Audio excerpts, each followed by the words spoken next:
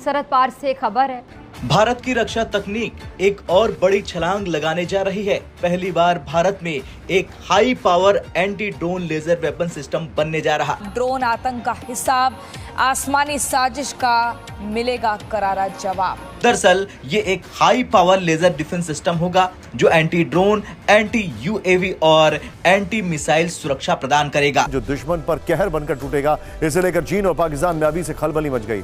इसका मुख्य उद्देश्य दुश्मन के ड्रोन और मिसाइलों को हवा में ही नष्ट करना है, जिससे भारतीय सैन्य प्रतिष्ठान, सीमाओं और रणनीतिक ठिकानों की सुरक्षा बढ़ेगी।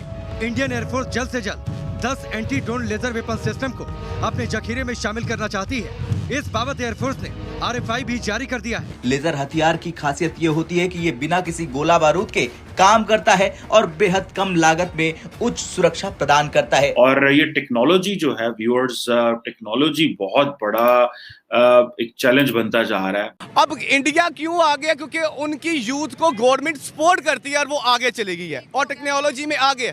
हमारे यहाँ पे करप्शन के जरिए हमारी यूथ की आवाज़ को दबाया जाता है, जिसकी वजह से हमारे यहाँ पर 75% लोग, हमारी यूथ जो है वो अनपढ़ है।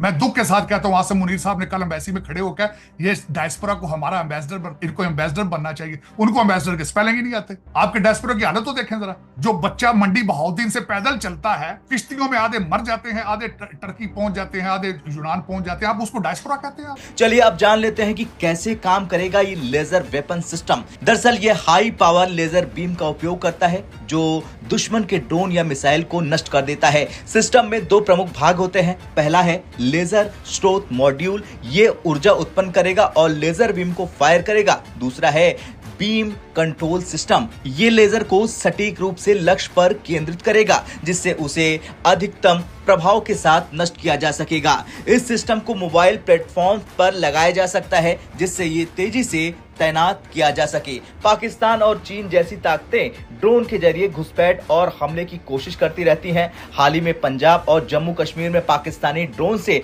हथियारों की सप्लाई बढ़ी है।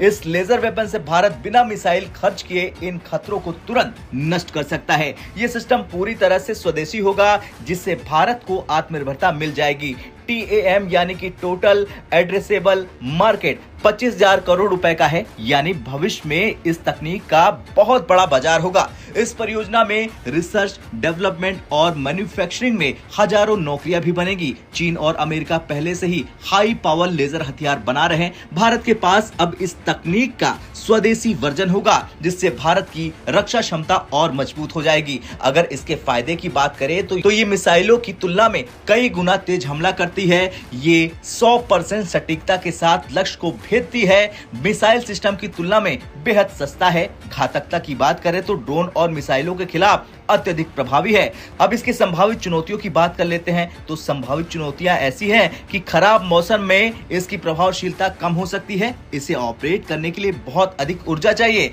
इसे पूरी तरह ऑप्टिमाइज करने में समय लग सकता है।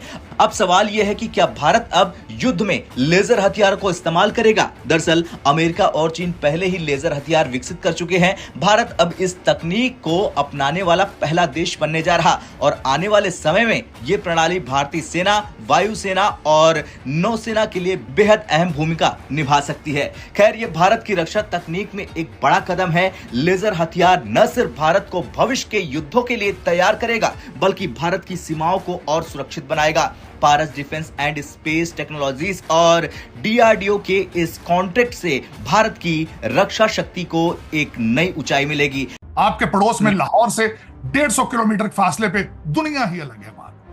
दुनिया ही अलग है। $600 बिलियन उनका, 600 बिलियन उनका नेटवर्क, उनका फॉरेन एक्सचेंज 600 बिलियन।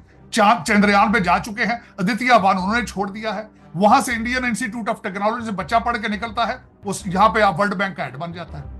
यहाँ देखा उनका डायस्पोरा की स्ट्रेंथ देखें आप। भारत देखें ना, भारतीयों के डायस्पोरा की स्ट्रेंथ देखें। दुख के साथ ये कहूंगा, मेरी मूवमेंट है आगे, मैं अफसोस के साथ बताऊंगा। आप जितना जो 19 ग्रेड का अफसर होता है CSS, उसको भेजते हैं या हार्वर्ड में पढ़ने के लिए सरकारी खर्चे पे, उस पर कोई किताबों का असर नहीं होता। आपका हर सेक्रेटरी जो इस वक्त कैबिनेट डिवीजन का, वो फॉरेन क्वालिफाइड है। मुल्क बैंकरप्ट हो, आप क्या इन्वेस्टमेंट करके भेजते हैं उनको? जब बाहर भेजते हैं, उनके पास तो वो तो पढ़ के आते हैं वहां से। हाँ, लेकिन बहुत सारे तो ऐसे भी है ना जो पढ़ लिख के जाते हैं, खासकर हमारे डॉक्टर्स जो हैं उनका नॉर्थ अमेरिका में बहुत चर्चा है। सर, जो लोअर मिडिल क्लास से डॉक्टर आता है उसका सिर्फ एक ऑब्जेक्टिव है, बड़ी गाड़ी लेनी, बड़ा घर लेना। उसको पता ही नहीं दुनिया में क्या हो रहा है, उसको वो पाकिस्तानी अपने आप को समझते ही नहीं वो। और फिर उन्होंने यहाँ पे एक ऑर्गेनाइजेशन बना रखी है अपना, उसमें सिर्फ बच्चों के रिश्ते करते हैं, इसके अलावा तो कुछ भी नहीं करते। वो करेंगे क्या? माजरत के साथ जो डायस्पोरा है हर शहर के अंदर, पीपल्स पार्टी नहीं कह सकते, पीपल पार्टी कहते हैं। वो 3 ग्रुप है उनके। वो मुस्लिम लीग नहीं कह सकते, मुस्लिम लीग कहते हैं सारा दिन बैठ के। पीटीआई के 6 ग्रुप है, सारा दिन लड़ते हैं। रिपब्लिकन पार्टी के स्पेलिंग नहीं आते उस डायस्पोरा को जिसकी आप बात करें। इस वक्त सबसे ज्यादा पॉपुलेशन पाकिस्तानियों की न्यूयॉर्क में एक सिंगल काउंसिलमैन नहीं है, सिंगल काउंसिलमैन। कांग्रेसमैन होना तो बहुत बड़ी बात है, और मेरे जैसे बंदे, हम तो वन मैन शो है। और तीसरी बड़ी बात है, मुझे मेरी कम्युनिटी की सपोर्ट क्या है? कोई सपोर्ट नहीं। और यहाँ पे अमेरिका में वोट, अमेरिका में सियासत किस चीज को कहते हैं? या वोट है या पैसा है। मैं पैसा देता हूँ, मेरे कौन से ये रिश्तेदार हैं? मैं बिजनेसमैन हूँ, मैंने तो पैसा करना है, मैंने सर्वाइव करना है यहाँ पे। और दूसरी बात है, मैं लोकल लॉ स्कूल में गया हूँ। और चौथी बात यह है कि मैंने पहले दिन आया था, मैंने कहा मैं पाकिस्तान वापस नहीं जाऊंगा। मुझे 35 साल हो गए, मैं मरूंगा तो यही मरूंगा। मेरे आधे यहाँ पे कई सियासतदान है मेरे साथ लॉ स्कूल में, मेरे क्लासमेट हैं वो। मैं एक वर्कर हूँ, उनके साथ सिंसियर, उन्हें पता है ये हिज पार्ट ऑफ, मैं इंटीग्रेट कर चुका हूँ, उस सोसाइटी को एक्सेप्ट करता हूँ। ये क्रिश्चियन कंट्री है, उनकी वैल्यूज की रिस्पेक्ट करता हूँ। यहाँ पे मुझे आपके डायस्पोरा की जिसकी बात कर रहे हैं, वो यहाँ आके सारा दिन इनको गालियां निकालते। मुझे रोजाना पूछते हैं अमेरिकन कि तुम्हारे जैसे मुसलमान किधर है यार, ये क्या ले आए हो? बहुत शुक्रिया तारड़ साहब, बहुत सारी बातें हो गई आज। एक बात छोटी सी बता, बातें इसलिए मैंने की, मैं माजरत खाऊं, मैं बड़ा सेंटी हूं इस मामले में, पाकिस्तान के और अपने इस्लाम की वजह से मैं बहुत सेंटी। दुख होता है मुझे, मैं अमेरिका में बैठा हूं, वॉशिंगटन डीसी में, दुख होता है कि बांग्लादेश तरक्की कर रहा है, अफगानिस्तान तरक्की कर रहा है, आप पस्तियों में जा रहे हैं। नमस्कार दोस्तों, भारत में पहली बार एक high power anti drone laser weapon system बनने जा रहा है, जिससे बनाने के लिए पारस डिफेंस एंड स्पेस टेक्नोलॉजी को दिया गया है। इस anti drone laser weapon system के द्वारा भारत को मिसाइल और ड्रोन हमलों से बचाने के लिए अहम होने वाली है।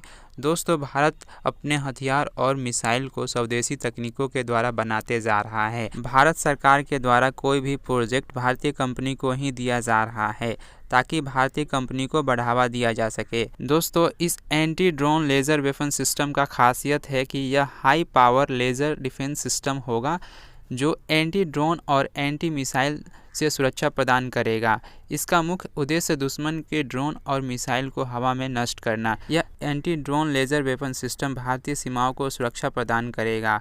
दोस्तों, यह हाई पावर लेज़र का उपयोग करता है, जिसे दुश्मन की ड्रोन को हवा में ही नष्ट कर सकेगा।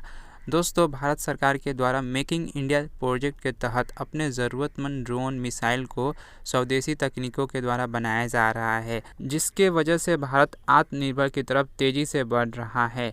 दोस्तों, आए दिन पाकिस्तान और चीन के द्वारा भारतीय सीमाओं में ड्रोन के माध्यम से घुसने की कोशिश की जाती है। इस anti drone laser weapon system भारतीय सेना को सौंपा जाएगा, ताकि भारतीय सेना इसे यूज़ करके पाकिस्तान और चीन के ड्रोन को हवा में ही नष्ट कर सकें। दोस्तों, वीडियो अच्छी लगी तो वीडियो को लाइक, चैनल को सब्सक्राइब करना ना भूलें। मिलते हैं नेक्स्ट वीडियो में।